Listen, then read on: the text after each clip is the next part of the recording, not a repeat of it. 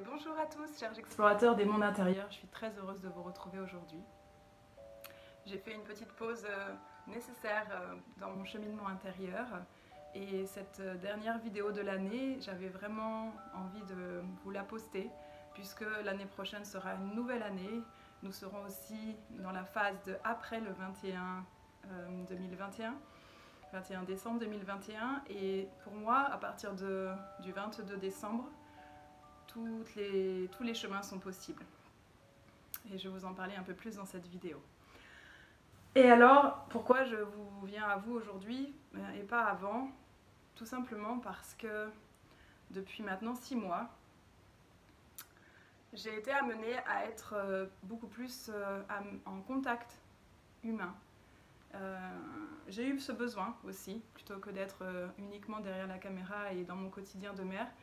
C'est vrai que la vie a bien répondu, puisque nous sommes retrouvés à 2 familles pendant 3 mois, même un peu plus, et avec un couple que nous avons hébergé durant plus de 3 mois, le temps qu'il trouve quelque chose.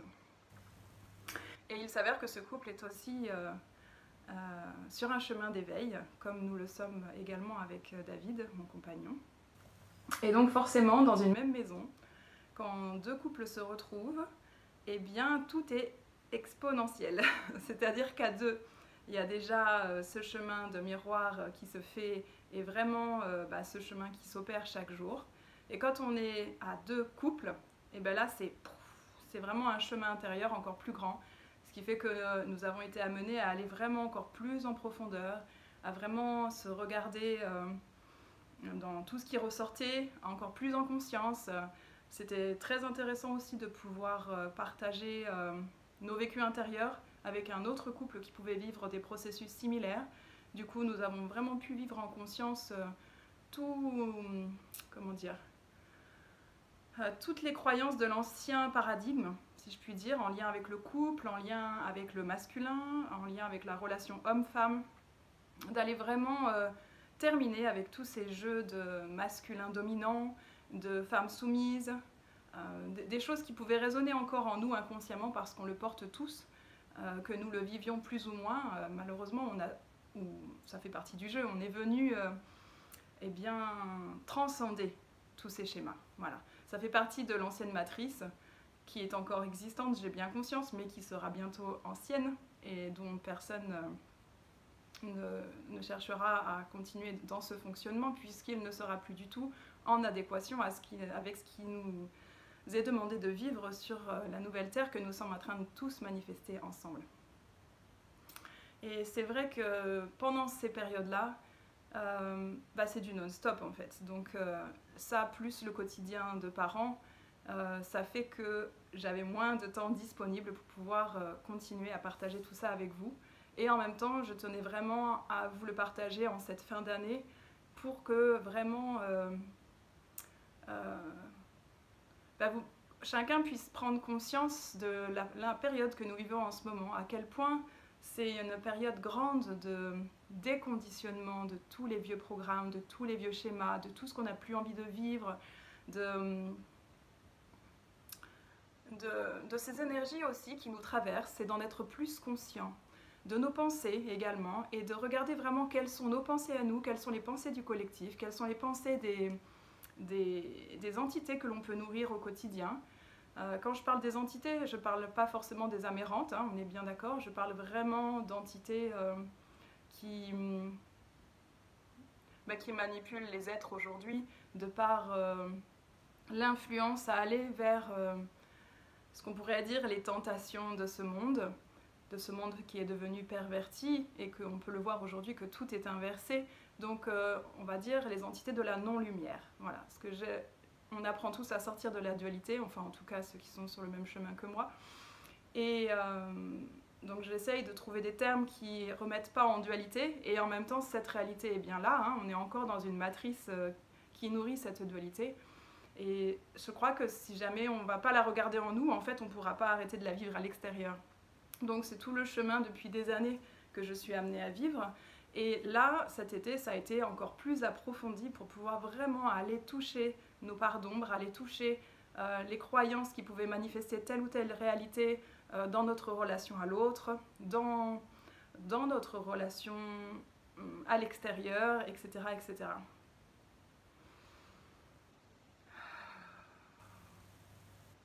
Pour moi, c'est vraiment important de prendre conscience de l'opportunité du chemin sur soi que nous fait vivre cette période. Et beaucoup de gens se réveillent en ce moment, malheureusement face à des constats très difficiles à entendre, très difficiles à croire. Mais il n'empêche qu'à un moment donné, le réveil, c'est ça. C'est pas forcément bisounours, c'est aussi regarder les choses en face, accepter de voir les choses telles qu'elles sont. Oui, il y a des choses horribles qui se passent dans ce monde, et oui, c'est une réalité. Mais nous, on a le choix de continuer de nourrir cette réalité ou d'en créer une autre. Et pour moi, aujourd'hui, plus que jamais, il est temps de manifester notre propre réalité. Se souvenir que nous sommes créateurs de ce que nous vivons, consciemment et inconsciemment, et qu'aujourd'hui, on nous demande d'être de plus en plus conscients de ce que nous manifestons dans notre réalité, de reprendre les rênes de notre vie, de reprendre notre vie en main avec nos propres valeurs, avec nos propres règles, si je puis dire, mais des règles qui vont dans le sens du bien commun, pas des règles qui sont à nouveau pour asservir l'autre, des règles de bienveillance, des règles de vie saines, parce que dans l'univers, il y a des lois, mais pas forcément des lois perverties. Il faut savoir que tout est à l'envers dans cette matrice, là où nous vivons sur la Terre. Et donc effectivement, quand on entend parler de règles, quand on entend parler de lois, tout de suite on entend répression. Mais en réalité, les lois de l'univers sont bienveillantes. Les lois de l'univers sont connectées à la source originelle, à la source d'amour dont nous venons tous. Nous sommes tous issus de la lumière. Tous les êtres humains sont issus de la lumière. Pour moi, c'est cette énergie divine, cette énergie d'amour qui nous relie tous, cette énergie d'amour qui crée la vie, cette énergie de vie qui permet à chaque chose sur cette terre de se manifester et que nous portons tous en nous.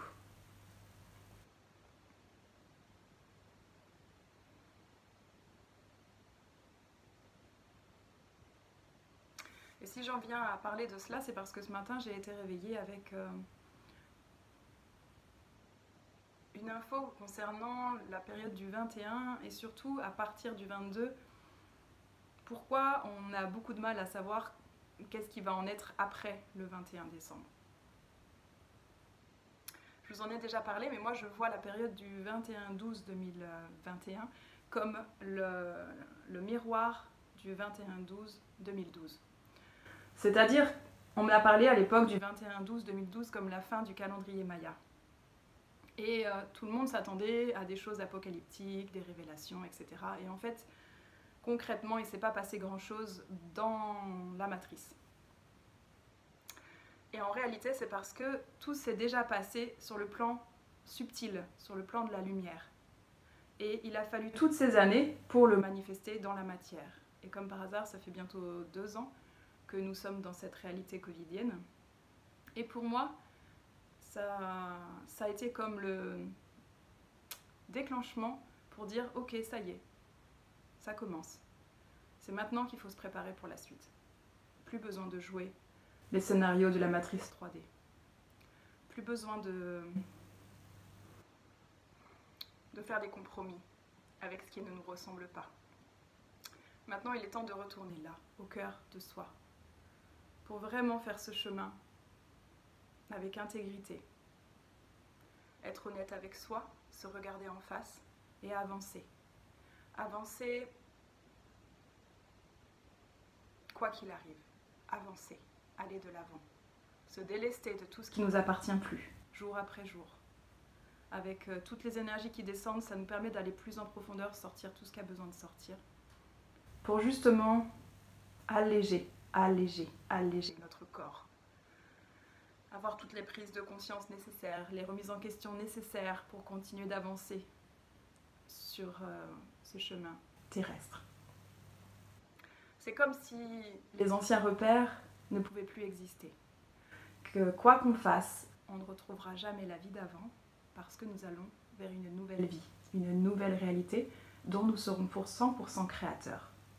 Et ce 22 décembre, ce que j'ai senti, c'est qu'à partir de cette date, après le 21, où là on est vraiment à la fin d'un monde, à la fin d'un cycle que nous avons préparé depuis des éons, c'est pas juste de cette vie-là, cette histoire.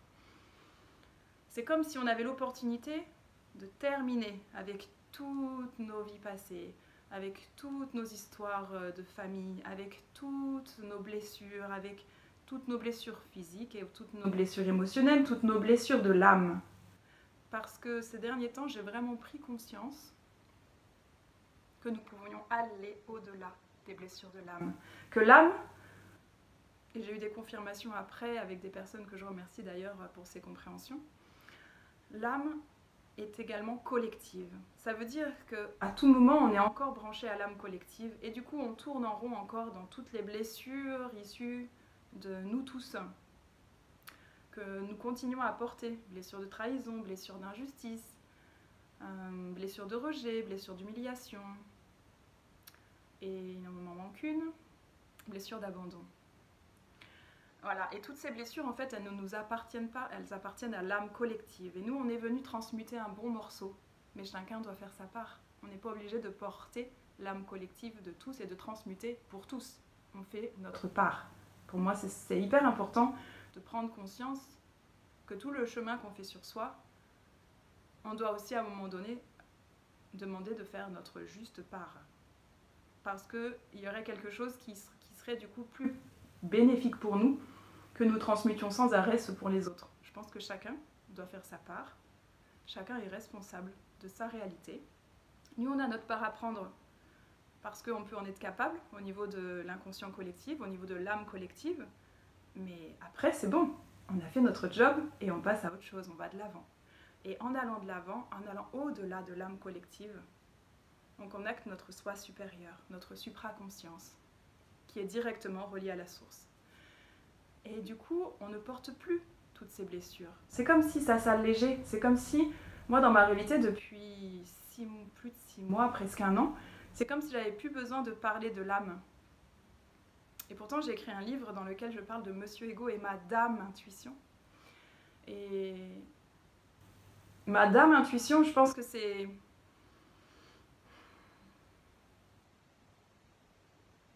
Dans un premier temps, on laisse la place à notre âme de reprendre sa juste place dans notre réalité terrestre.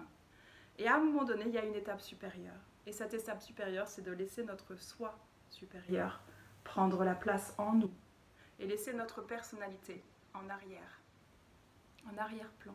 C'est comme si vous étiez dans une voiture et que jusqu'à maintenant, c'était votre ego qui conduisait. Sauf que votre ego, il ne sait pas trop où il va, il a l'impression qu'il sait tout. Et en réalité, souvent de fois, il nous mène dans le mur. Parce que ce n'est pas sa vraie place. C'est le calife à la place du calife. Parce que la véritable place dans notre véhicule, c'est notre essence, c'est notre être intérieur. C'est notre essence divine qui doit maintenant prendre place en notre véhicule. Et du coup, le personnage que nous avons joué jusqu'à maintenant, comme moi j'ai joué Elodie, eh bien en ce moment, effectivement, je suis aussi dans ces processus de désidentification de ma personnalité. Ça veut dire me souvenir que je ne suis pas que ce corps de chair, je ne suis pas que cette personnalité Elodie. Je suis aussi cette essence divine venue incarner la matière, comme chacun de vous. Et je crois que c'est très important de se souvenir de ça en ce moment parce que c'est ce qui va nous aider à reprendre notre pouvoir créateur. Parce que ce que j'ai reçu ce matin au réveil, c'est qu'à partir du 22 décembre, nous avons la capacité de devenir 100% créateur de notre réalité. Nous avons la capacité de nous détacher totalement de l'ancienne matrice. Ça veut dire que ça va demander à chacun de se poser les bonnes questions. Quelle réalité on a envie de vivre? Quelles valeurs nous avons envie de cultiver? Quel monde nous avons envie d'offrir à nos enfants? Et ensuite de passer à l'action dans notre quotidien. Et tout part de soi, pas forcément de l'extérieur. Comme tout a été inversé, on a fait croire qu'il fallait changer l'extérieur pour changer l'intérieur, mais ça ne marche pas comme ça. C'est chacun de nous qui doit transmuter tout ce qui n'a plus lieu d'être à l'intérieur de soi pour aller de l'avant, pour aller vers la réalité qu'on a vraiment envie de vivre. Mais si cette réalité, on veut la vivre, il faut déjà que nous, en nous, nous la vivions. On ne peut pas, amorcer un changement à l'extérieur sans l'avoir amorcé d'abord à l'intérieur. Et après avoir vécu ces quelques mois en couple miroir, je pourrais dire, au quotidien, avec nos amis, nous avons fait la traversée du Covid. Si, c'était sympathique. Donc nous avons vécu 1 mois, 3 semaines, 1 mois, d'initiation au chakra couronne. Corona, la couronne. L'initiation du chakra coronal. Nous l'avons traversé et ça a été différent pour chacun de nous. Et j'aimerais vraiment le partager, non pas de façon dramatique, mais vraiment de façon initiatique. Parce que grâce à cette période, j'ai eu l'impression, alors d'abord, bien sûr ça n'a pas été toujours agréable, je le reconnais, mais comme toute initiation, une initiation c'est pas je me fais bronzer à la plage, quoi, il y a des traversées. Donc oui, j'ai vécu ces traversées, mais au final je suis heureuse d'avoir traversé ça, parce que c'est comme s'il y a une partie de moi qui se sentait plus forte. J'ai fait face à l'impuissance, j'ai fait face à ma colère, d'un sentiment qu'il y a quelque chose qui n'était pas naturel dans ce que je vivais, que c'était pas un virus de la nature, mais que ça pouvait être bien plus. Mais ça, c'est mon ressenti personnel.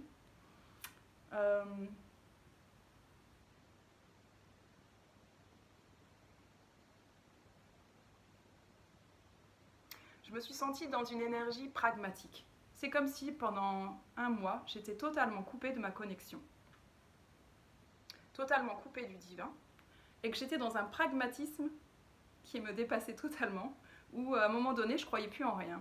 J'ai douté de tout ce que j'avais fait jusqu'à maintenant. Et c'était très étrange comme sensation. J'ai jamais vécu ça avec n'importe quel autre rhume ou grippe ou je ne sais quoi.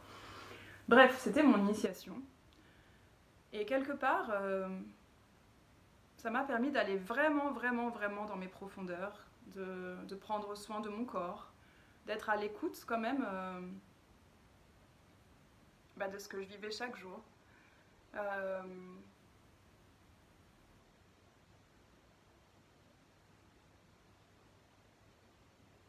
Oui, je crois vraiment que quand on n'a pas de peur, on peut tout traverser.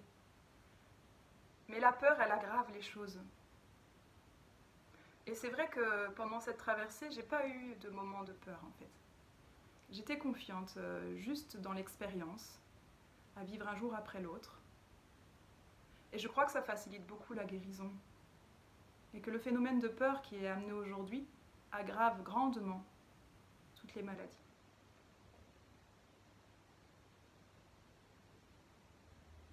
Ça a été en tout cas pour moi mon expérience. Et je sais que chaque initiation est unique à chacun.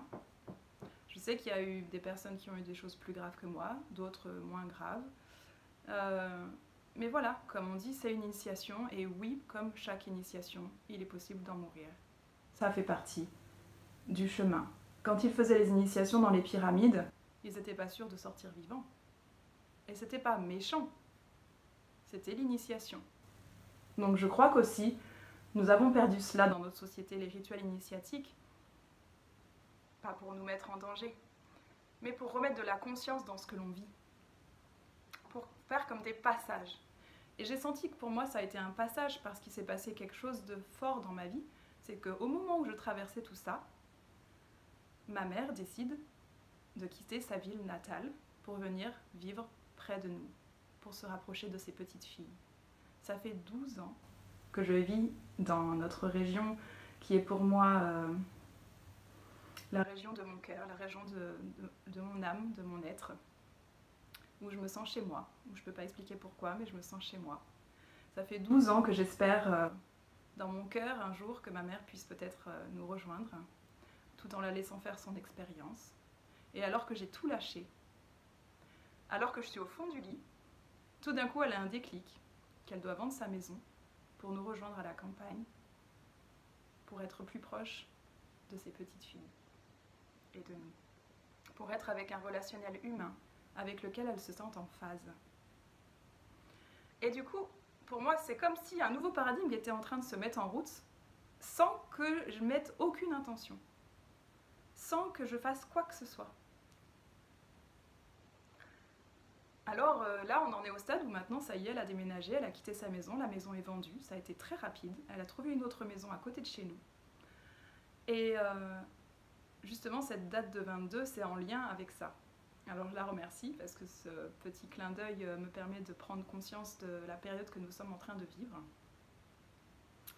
Et comme la fin du calendrier Maya était le 21 décembre 2012 et que pour moi nous sommes en train de vivre dans la matière tout le chemin qui a été fait depuis 8 ans, c'est vraiment l'accomplissement de cette fin dans la matière pour ensuite aller vers quelque chose de nouveau. Et ça ne veut pas dire que tout va s'arrêter d'un coup dans la matrice dans laquelle nous avons l'habitude de vivre jusqu'à maintenant. C'est simplement pour dire qu'à partir de maintenant, si on ne donne plus d'accord à tout ça, nous pouvons sortir de cette réalité. Si nous choisissons de vivre autrement, nous pouvons le vivre pleinement. Et que tous ceux qui continuent à vouloir vivre comme avant, c'est eux qui entretiennent la matrice, qui la font vivre par leur façon d'être. Mais elle est déjà en train de s'effriter parce qu'elle n'a plus lieu d'être. Parce qu'il y a un temps pour chaque chose et que ce temps est révolu. C'est la fin. Maintenant, nous passons à autre chose dont nous sommes tous co-créateurs. Par nos souhaits intérieurs, notre volonté de partage, de cohésion, de bienveillance, de respect, d'amour entre les uns et les autres. Eh bien, c'est de cette manière-là que nous pourrons manifester notre nouvelle réalité, par les choix que nous faisons aujourd'hui. Ce nouveau monde, il est ouvert à tous ceux qui ont ouvert leur cœur. Ceux qui ne souhaitent pas ouvrir leur cœur, un autre monde les attend. Mais pas la nouvelle terre dans laquelle nous allons manifester jour après jour une nouvelle réalité. Et il n'y a pas de bien ou de mal. On a tous des niveaux de conscience différents, des champs d'expérience différents. Et il y a une carte d'Osho que j'aime beaucoup. C'est un chêne et un bambou. On dit on ne peut pas comparer un chêne et un bambou. Le chêne a sa raison d'être et le bambou aussi. Et on ne va pas dire qu'il y en a un qui est mieux que l'autre. C'est exactement pareil. Aujourd'hui, il y a des êtres qui ne sont pas prêts pour continuer d'avancer sur cette terre et donc ils vont le continuer sur un autre champ d'existence. Et puis il y a ceux qui se réveillent et qui se préparent. Mais cette préparation, elle est intérieure. Alors maintenant, eh bien, c'est temps de se mettre en marche. Et voici la carte que j'ai reçue pour terminer l'année.